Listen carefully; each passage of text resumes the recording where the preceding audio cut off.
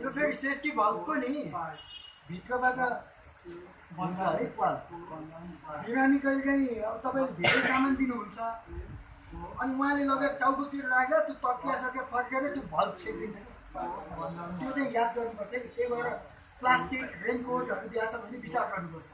Raincoat पनि waterproof पनि हावा छेक्छ नि त so you have to be clever है त्यो पालमा चाहिँ छेक्यो प्लास्टिकले गाह्रो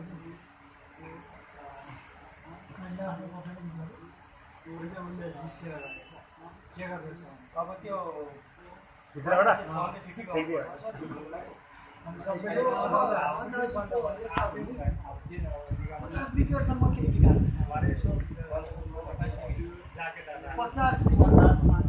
तपाईँले 1400 मा हाल्नुभयो भने 1350 सम्म okay you are allowed to release the bound.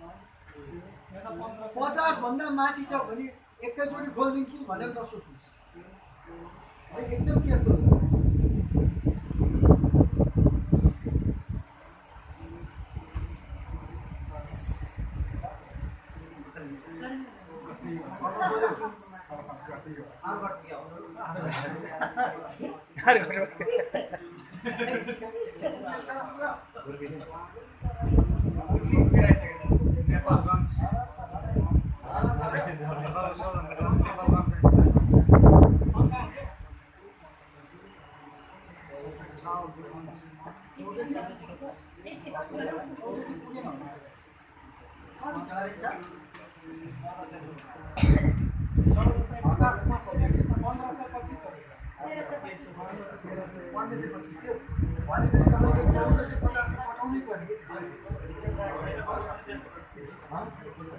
Compulsory जस्तै चाहिन्छ।